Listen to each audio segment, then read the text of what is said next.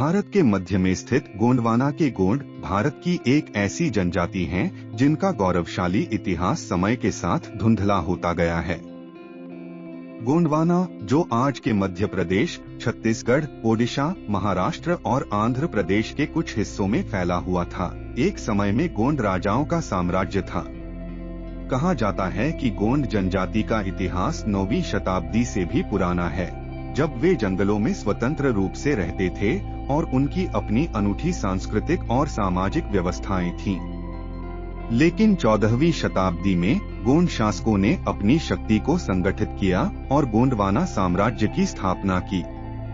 इस साम्राज्य का विस्तार और प्रभाव इतना बड़ा था कि गोंड राजा खुद को राजा या राय कहने लगे और उन्होंने कई किलों और मंदिरों का निर्माण किया, जिनमें से गढ़मंडला, चौरागढ़ और देवगढ़ प्रमुख हैं।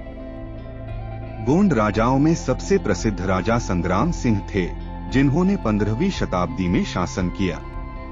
उनकी वीरता और शौर्य की कहानियां आज भी गोंड समुदाय में गर्व के साथ सुनाई जाती हैं।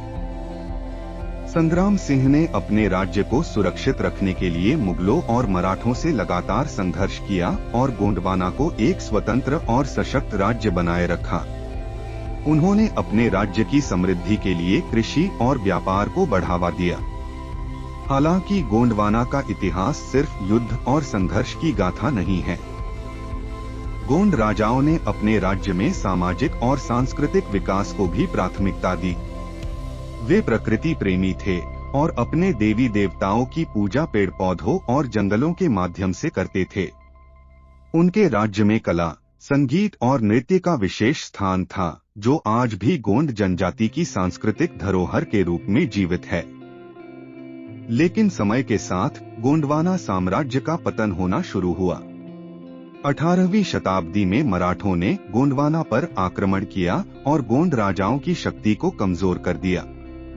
इसके बाद अंग्रेजों ने धीरे धीरे गोंडवाना के क्षेत्रों पर कब्जा कर लिया, जिससे गोंड राजाओं का साम्राज्य समाप्त हो गया।